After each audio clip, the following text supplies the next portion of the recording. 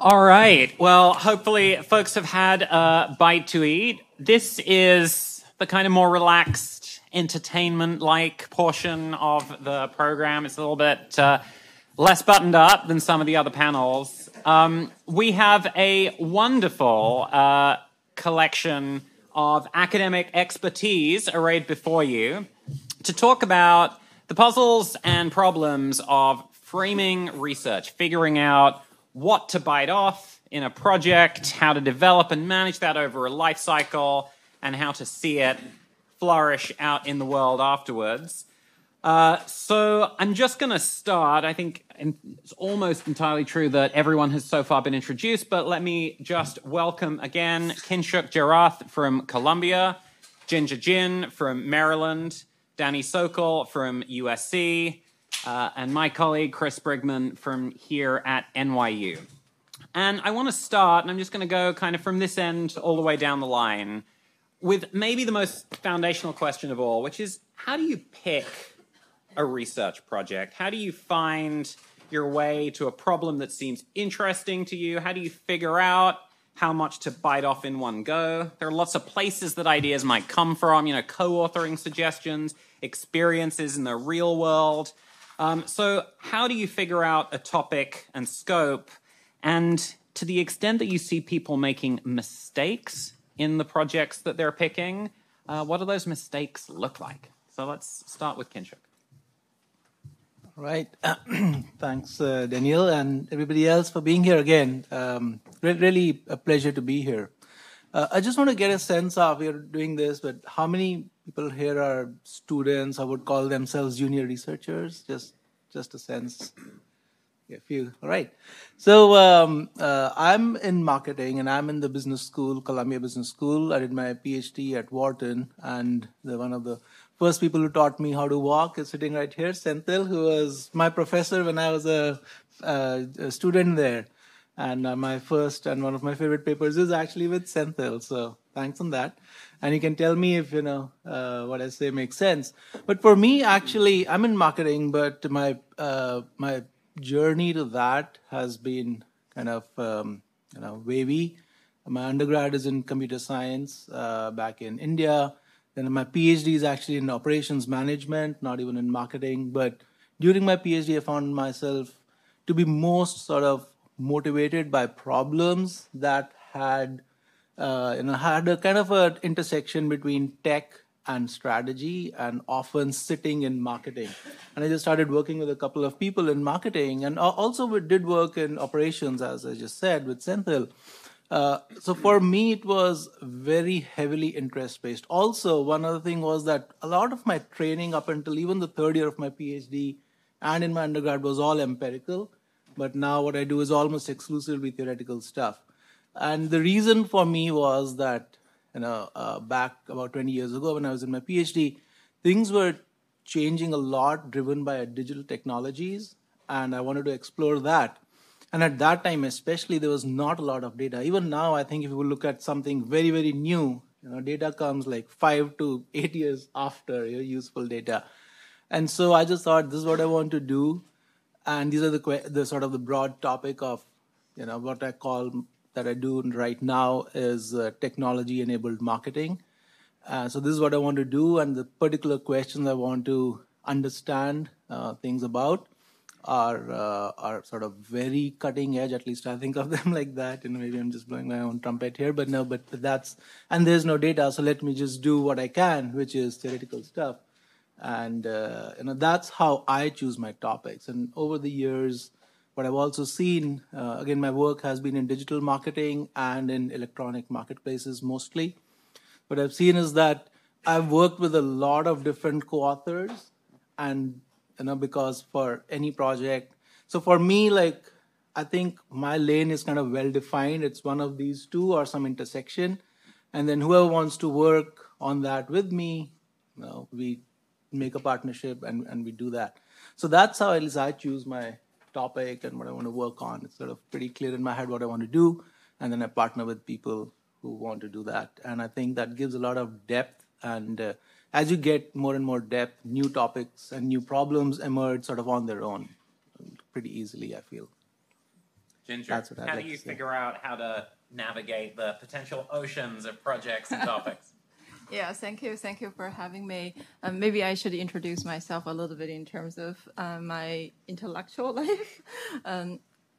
I got my PhD in economics from UCLA and then started academic career, and I went to FTC as a chief economist for a couple of years. I also worked with a few platform companies on some business questions, not on the litigation questions. Most of my writing are published in economic journals, and I do have a lot of co-authors in marketing, in operation system, in information, in finance, and so forth. And I guess, Danny, you're the only one that I co-authored in law, I guess. so I spread myself a little bit, but still my core area is economics. So my experience is probably more relevant for economist career rather than a legal scholar or marketing or business scholar. I often asked by students, should you start with an idea and then look for data, or should you start with a data set and look for the idea to do with that data set? My personal experience is that I find my publication or writing is more vigorous and interesting if I start from the idea than from the data. Of course, I started the other route as well and has successful story as well as failures. But just looking back, I feel like starting from the idea is better for me than starting from the data, because that gives you sort of direction to go rather than just everywhere that you can very easily get into a rabbit hole if you look into a very large data set. So that's number one. Number two, I remember my colleague Jeff Smith always saying that you're not going to short of idea, you're just going to short of good ideas. So I tend to beat myself really hard at the initial stage of the idea. I find myself often get excited on the idea, and then 3 days later when I look it back, I was like, okay, why I was so excited about it? Seems like it's full of holes. So I tend to beat the idea really hard in the initial stage before I commit a lot to it, because I know economic publication tends to be very long timeline. That's once you start, and it takes years to really have the first draft and have it published.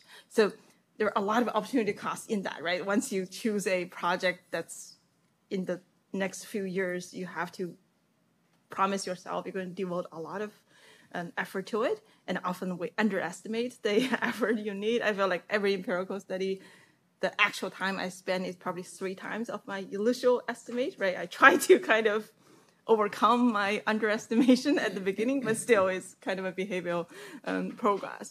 So I tend to be very choosy at the very beginning to really recognize the opportunity cost. I think the third one is, I'm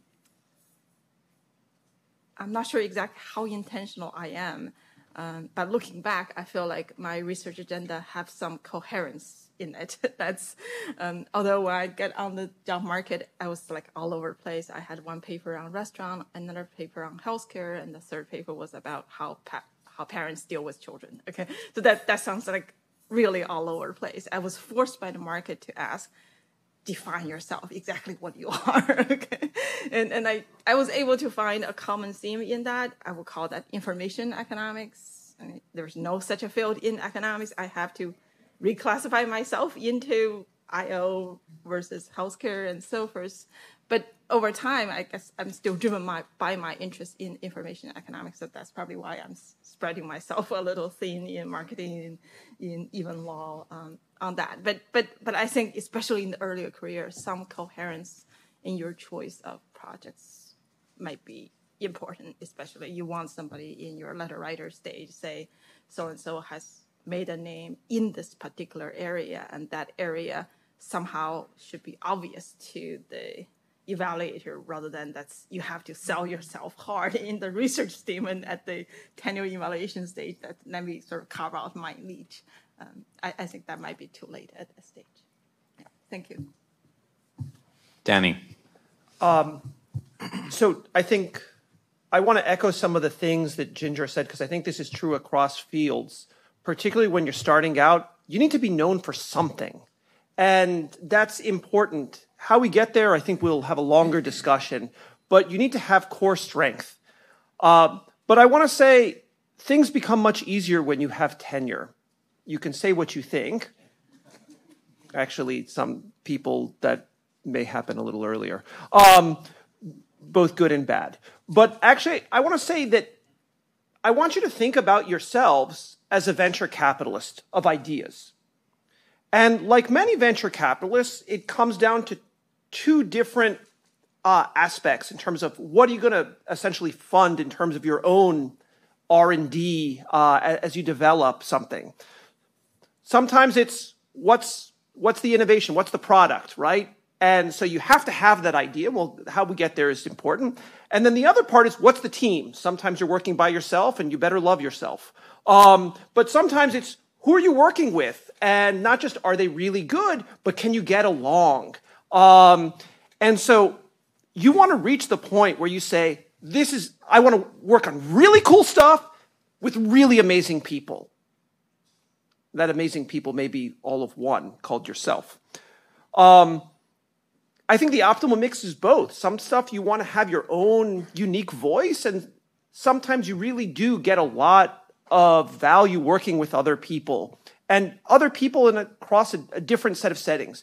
You don't want someone just like yourself. My best collaborations always are with people who are bringing unique skills, or in our context, we might call these complementary assets, because you learn as much from the process and the people as you do from the topic. And I think it's, early on, you're tempted to just get involved with whomever. And if there's one word of caution I'd say is, you have to treat co-authors less like a dating app of swipe left, swipe right.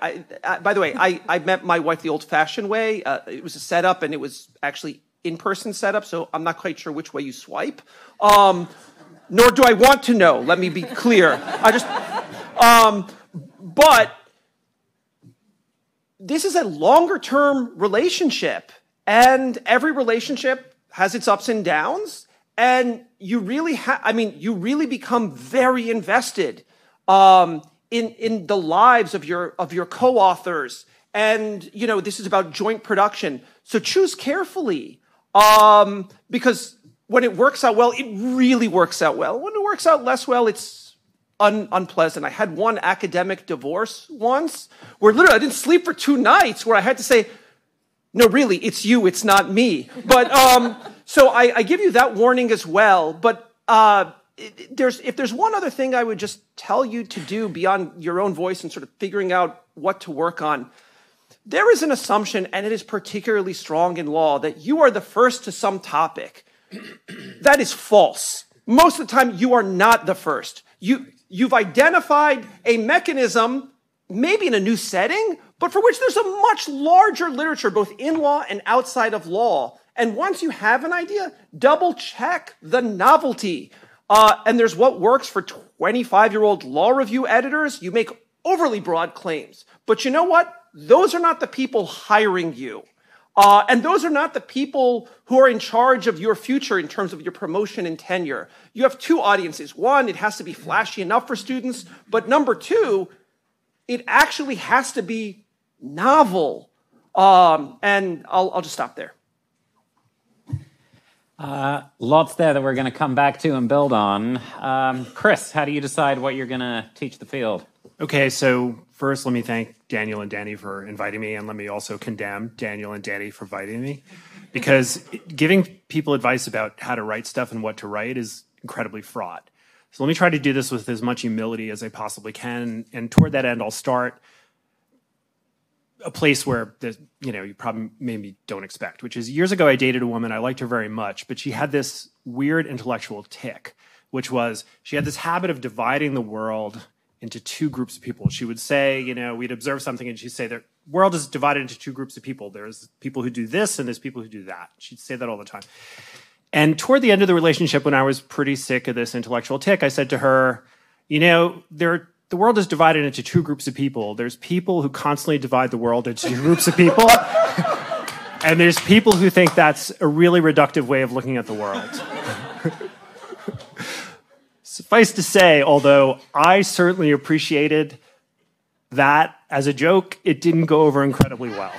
And let me do her some justice by dividing the world into two types of people, which is how young scholars approach their work, how they decide what to do with their time, how they pick a new topic to write about.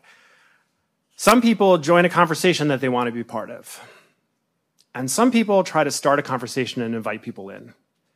These are both completely valid ways of going about your work.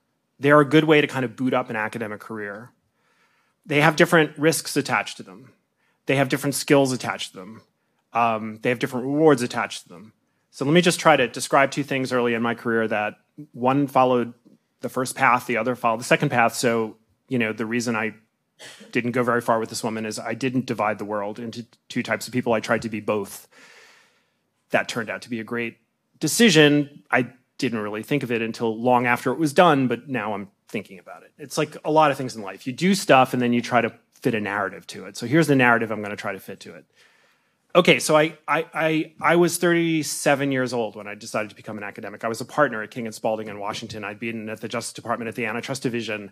I'd done a lot of antitrust work. I had also done some IP work, and I'd pretty much decided, and this is a weird setting to say this, but back in the day when I was going into academia, actually antitrust was a very stable paradigm, and it was very difficult to say stuff as a junior that would get you a lot of attention. And that's what you're trying to do as a junior. It sounds awful, but that is the game.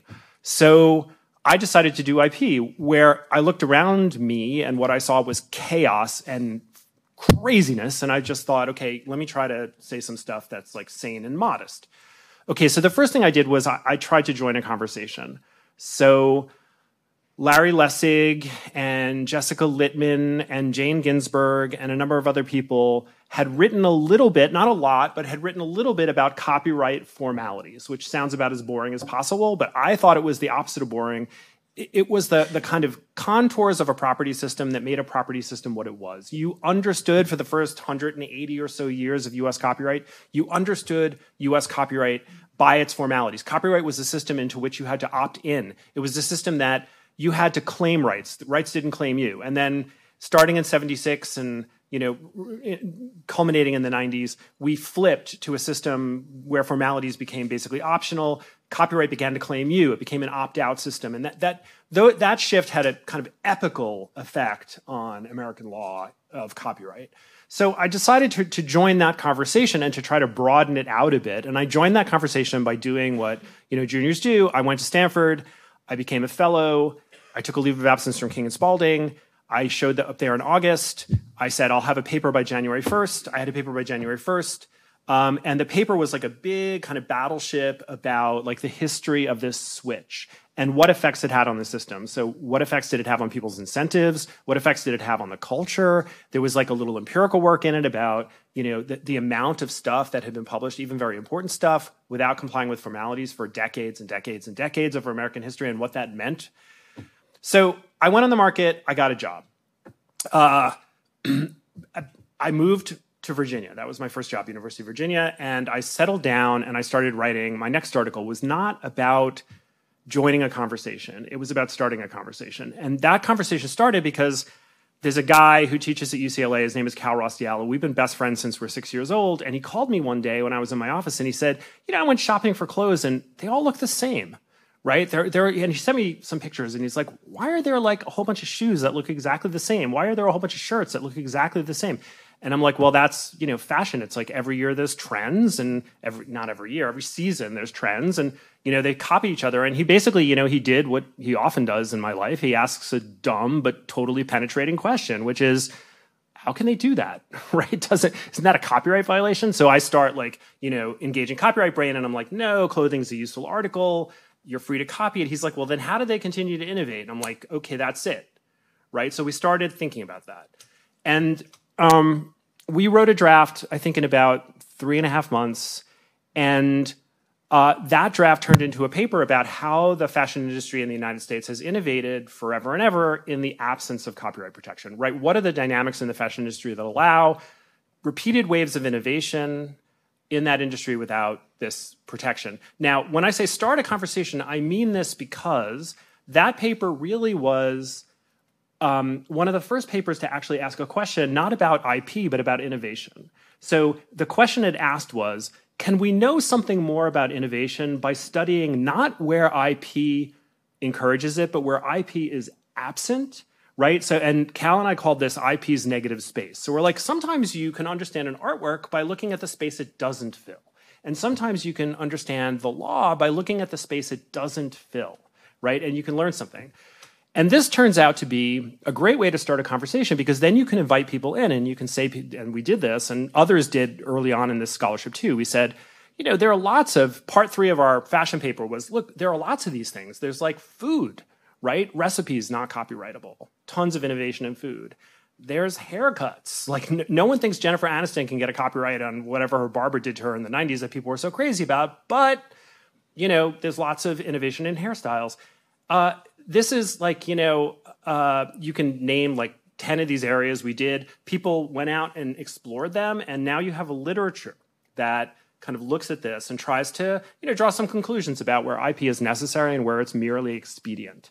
So those are the 2 ways to do it. You can explore both. Joining the conversation is easier. And it's lovely because, you know, you get to react to stuff. So you don't have to just start from scratch. A good paper that joins the conversation can be a great success. It's rarely like a total blockbuster, right? The other way, starting a conversation, it takes nerve. Usually it fails. When it succeeds big. But then you've got to be sociable. You've got to invite others to play along with you because if you're just like starting a conversation that no one responds to, it's a failure, right? So both of these things are possible. Each has its attractions, but that, at least in a systematic sense, is what I think about. What a wonderful set of answers and orientations for research navigation. I wonder if I can bring it right back down to earth, though, and ask about the very concrete, tactical question of getting published. So there's a pretty wide selection of fields here, and the styles and expectations and sort of procedures for getting published by a journal are different in important ways from one field to the other. But in every field, there can often be a significant gap between your heart's favorite version of a paper or project and the one that's most likely to place well for some definition or value of placing well. So I want to invite you to reflect on, as concretely as you'd like, what specific things do you do, not in order to please the desires of your heart when you're choosing or shaping or writing a paper, but in order to maximize the chances of publication success? And let's start here and go down.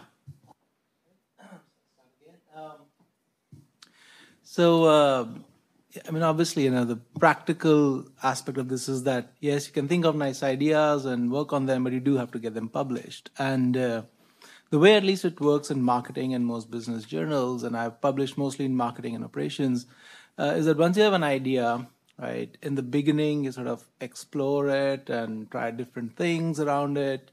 I feel that it takes a lot of time to go from about, let's say, 0% to about 30%. It takes a lot of time.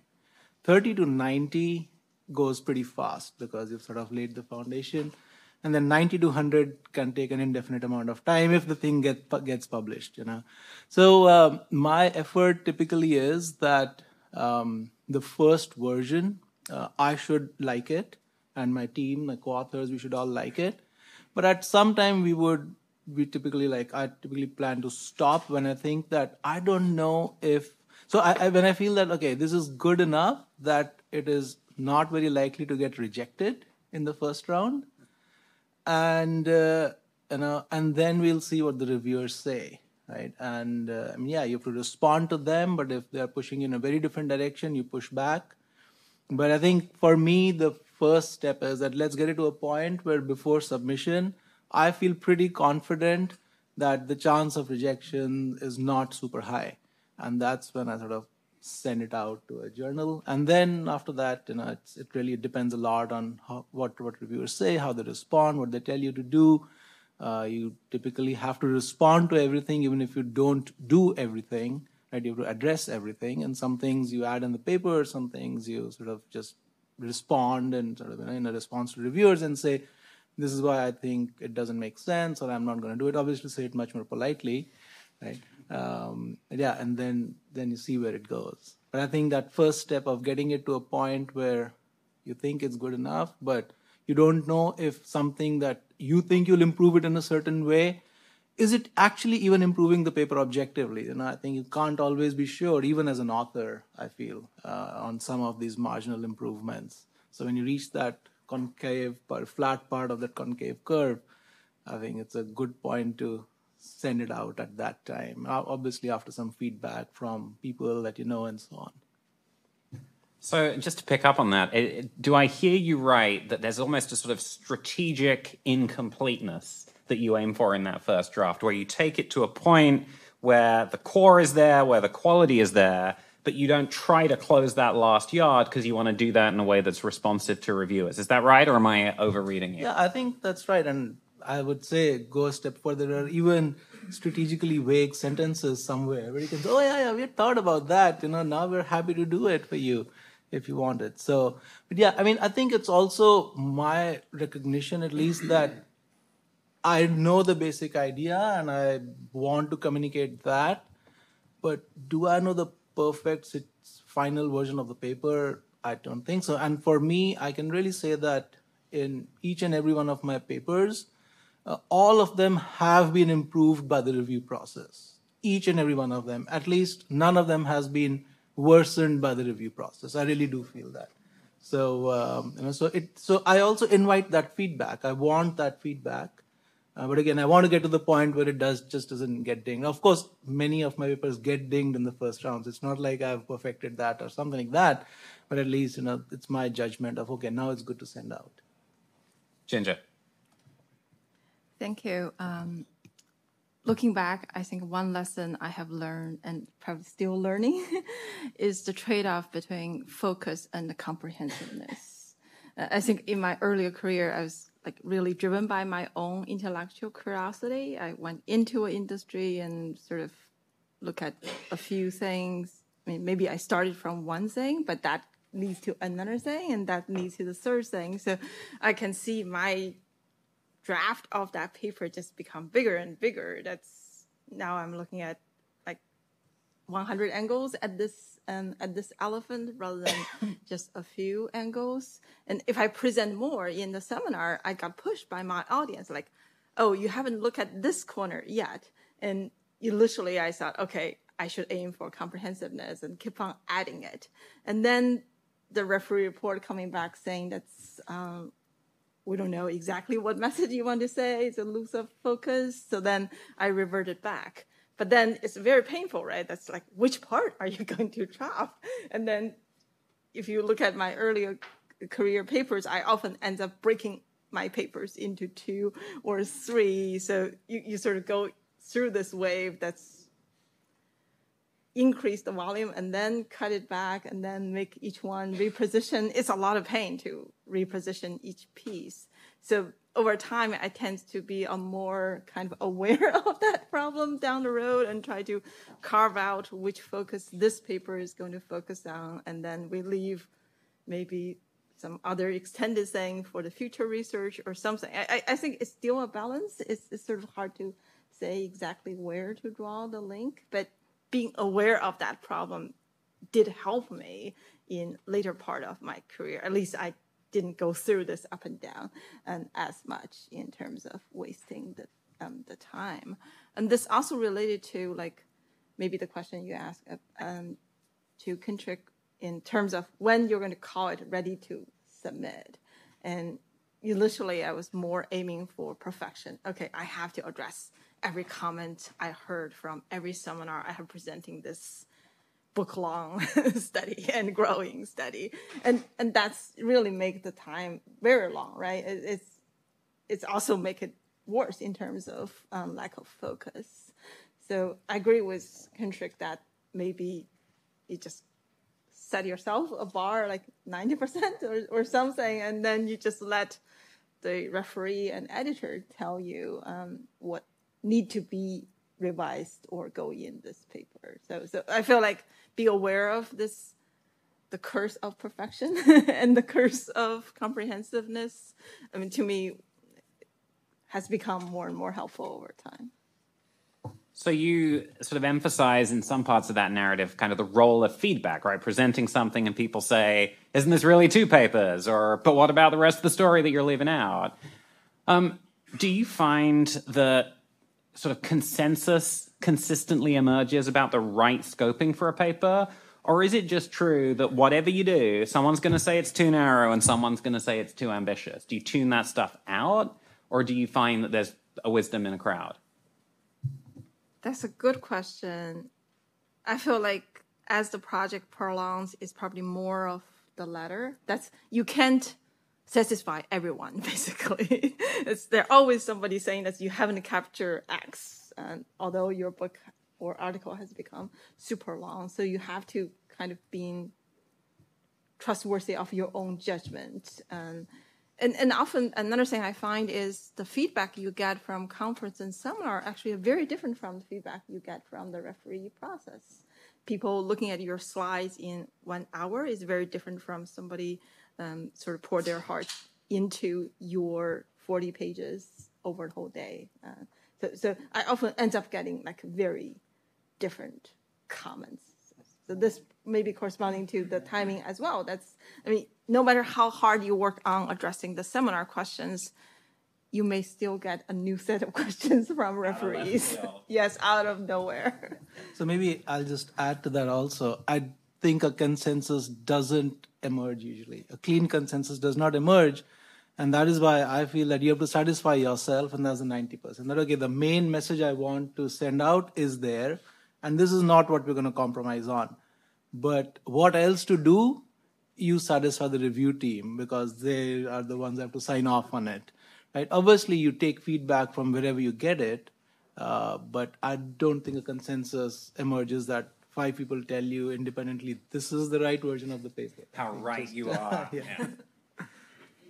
Danny, I don't think I know anyone who writes in as sort of as many different disciplinary spaces as you do. Kinshuk. Well, there it is. How do you navigate? So there's what you do as an assistant professor, and you're basically taking advice from as many people as possible, all of which is conflicting. And it leaves you deeply, deeply conflicted as to what should I do? How much of my own voice? And some of the starting conversation versus joining conversation is fundamental, but also with whom? Is it within a narrow band of, say, just people within this community? Are you trying to create something more generalizable that people on your own faculty will care about, people at other schools will care about? These are not easy questions. And so I'll actually suggest a few things before we even get to the publication stage. You have to ask yourself the following. Who can you trust to give you good advice? And if you actually know that, you're wrong. So I'm going to try this somewhat differently. What is the indicia that someone may know something that would be helpful? So I think with any kind of idea, even if you're passionate about it, you need to have friends who are brutally honest. Before you even start presenting, where you just say, here's my idea, please don't read past the first 2 pages. Am I onto something? And then be willing to accept if they say, I think this is a marginal contribution. Don't get upset about it. They're right. But you need to have a friend who can be brutally honest, because this is unfortunately what happens much of the time. Thank you very much for your paper. I really enjoyed it. I really enjoyed it is like saying, I really enjoyed going to the dentist for my root canal. But I have to say something positive. And stop pretending like, and then say, no, don't give me any of that. Just give me what you really believe. And that's a very, very painful thing. Why? Because if you are in this room, in all likelihood, you were not the most popular kid in the 7th grade. In fact, I'm willing to bet, with the exception of Larry White, none of us were the most popular kid in the 7th grade. Neither was I, Okay, well then that is actually a surprise. But it turns out we get very, very insecure very, very easily. And this is why we see a lot of bullying in academic environments, because at some point we revert to that kid in the 7th grade who just wants to fit in. And sometimes you have to remember why it is that you're doing this. Like, if, you have to take criticism, but it has to be from people who are actually very good at providing criticism. It takes a while to figure out who those people are. People who are not encouraging you because they like you, but people who want to encourage you because they believe in the idea and will equally tell you, this is a bad idea. Stop this project now. And then you have to be willing to walk away from something. That's a tough lesson. That's something that I don't think we see enough of. People, the sunk cost fallacy is not merely something we study in the classroom setting. I think many of us at some point had this sunk cost fallacy that we just continue with something. Just stop. Just call it a day.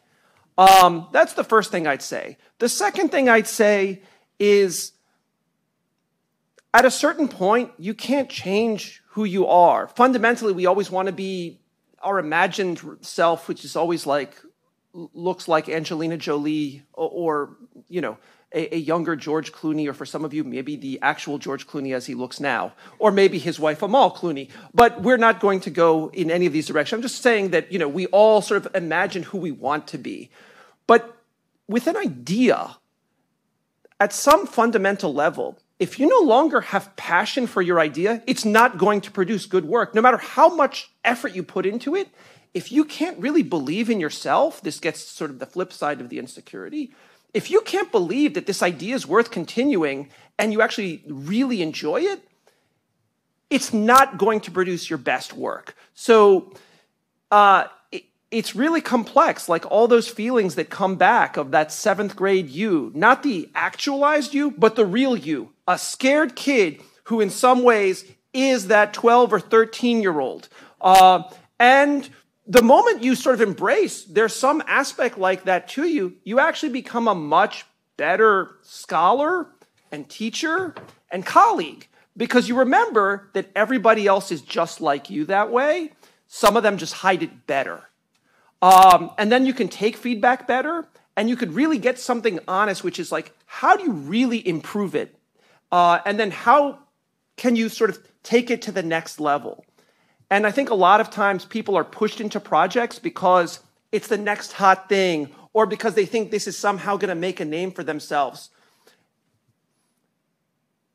I think rarely does the outcome really match the amount of emotional energy they put in if they don't really believe in it. So part of it is believe in you, but also be willing to walk away when enough people say, this really isn't good. But you have to know enough people to tell you, this really isn't good. All right, Chris, on the subject of publication success, the last word is with you. So Daniel's asked us, how do you optimize for publication success?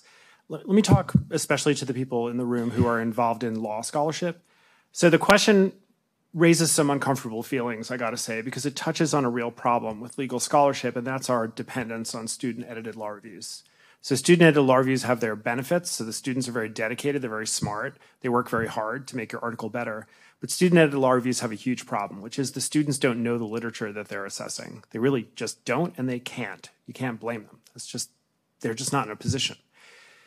And that creates a very bad signal-to-noise ratio in terms of what articles get accepted and what articles don't. The relationship between placement and quality is really complicated in law, much more complicated than in just about any other field. Let me say that there's a two-step that people do to varying degrees, and I leave it to you to think about how you feel about this. Some people, they write a draft of the article and they make big claims and they do what they need to do to make those claims plausible. And, those claims might be plausible to students reading the article who don't have the background, who haven't been immersed in the field for 20 years.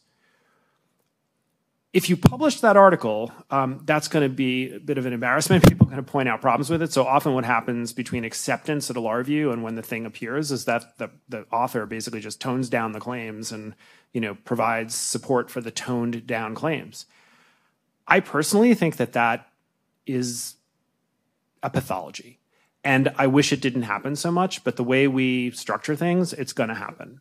So I guess, you decide for yourself, but that is something that people do. Another thing that people do, and as you get older in your career, this tends to happen more, because as you get older in your career, paradoxically, well, this maybe is not a paradox, maybe it's actually just you would expect, you get further and further away from the concerns of the students. So if you're having a good career, if you're doing good work, you're getting deeper and deeper into the problems in your field. Your focus often getting narrower and narrower as you kind of drill down on problems. And that's less exciting to students on law reviews, typically. That doesn't represent progress for them. They don't see the fields flow. They see you basically like drilling a very narrow, maybe deep, but narrow hole, and they're less interested in it. So what tends to happen is, at least in my field, people tend to publish more in peer-reviewed journals. So the Journal of Legal Analysis, for example, or the Journal of Empirical Legal Studies. There are peer-reviewed journals in law. I wish we paid more attention to them. I wish they had a bigger share of our attention every cycle, because they have their own pathologies. Obviously, peer review takes a long time. It's a lot of work, but I think they have a better signal-to-noise ratio about what stuff you get. In terms of optimizing, all I can say is, aside from this like weird two-step that people play, just try to calibrate your claims, right? So that's something that I learned over time. Just, there are claims you can make and there are claims probably you shouldn't. It's okay to speculate in a law review article, to say, these are my claims, and in the final part of the article say this, in future work, this could go off in a bunch of directions. Here's a bunch of stuff that I or others should explore. That's a perfectly valid way of making appropriate claims while actually showing people that the work could have further implications. So maybe that's where I'll stop. So we have just a couple minutes left, and I want to end with a lightning round. And we're going to go in reverse order this time. So we're going to start at the far end and come back to this end. And you can choose your bonus question. Either, number one, what's the best piece of advice about academia you've ever received? Or number two, if you were kind of waving a magic wand, what do you wish you'd figured out earlier than you actually did? If you like, what's the piece of advice that you would give so that for someone else it would be the best piece of academic advice they've ever received? Chris. Keep learning. That's the best piece of academic advice I was ever given. I had written a bunch of stuff, and I was considering doing an empirical project. I was considering in particular doing a lab experiment. And I'd never done a lab experiment before, but there was something that I really wanted to test that was related to some ideas I had articulated in earlier work. I had a willing accomplice. And I went to... the man I went to wasn't dean of Virginia at the time. I was still not tenured. He was to become dean shortly after I ended up getting tenure, but I respected him a lot. And I said to him, what do you think about this? And he said, you should always have an adventure. Every part of your career, there should be something you're doing that makes you uncomfortable. And to accomplish properly, you have to learn. And that's the only way to stay supple over time and to avoid falling into a rut. And, it's funny. So all these years later, I've done lots of lab experiments. I've developed a set of skills. I've developed a set of co-authors who I value a lot. That work is very different from the work I'd done before. It helped expand the way I think about my work. I think everyone should do that. Not lab experiments, but keep learning. If you're doing the same work 10 or 20 years after you start, within the same sort of broad parameters, you have failed yourself. That's my advice for you. A different version of what Chris said is, like, you have to keep learning, and you have to keep sort of stay both true to who you are, but at the same time be reinventing sort of what's interesting, because you have to keep it fresh, and there better be some learning on your part, because if there isn't, like, I don't know why you do this, right? You have to challenge yourself, and the best way to do that is to push yourself, as Chris said. Okay. I think when I was young, I was like laser focused on publication, where you publish, how many you publish, can you publish before the tenure evaluation, so forth. But over time, I realized that the papers have life after publication. Publication is almost like just a starting point. That's if you're thinking you want your thought to make an impact in the world, a lot of impact actually coming after the publication. So maybe this echoes Chris' point. That's you just don't want to kind of make a splash as of that time so that the editor would find it sort of attractive to publish, but you also want this paper to live long, to sort of maybe inspire or motivate other people to do extra work on it. So I wish I had more thought on the impact in the earlier part of my career. So I think the best piece of advice that I've received and I've tried to follow is that you have to at least for a few years at a time and early in your career, you have to maintain focus. And that doesn't just mean picking topics that are in your area of focus. Because you have limited time, it also often means not working on some otherwise maybe good ideas that are not in your area of focus. For example, if I say I want to be a pricing expert, that's what I want to be, and you're sitting in a talk and it's on product design and you have an idea, oh, this is the right way to do product design, but you have to go back and say, well, you know what, I don't think I have the time for that because I'm only working on pricing. So I think this has served me well, at least in the first part. I mean, once tenure, you have tenure, as Daniel said, then you can do a lot of different things, but you have to manage carefully. What you work on also goes back to the point of, when you're sort of junior, you need to be known for something. And so if you do too many different things, then that becomes a little difficult. And I'll just say that this is different from the sunk cost fallacy. This is not something you're working on and didn't work out and you should stop. It's even before that. It's like, don't even start on something that's not just not, you don't have time for, it'll only spread you thin. So I have followed that quite a bit, at least in the first 10 years of my academic career. What a fabulous combination of perspectives. We're bang on 2:25. Please join me in thanking this great panel. Thank you so much.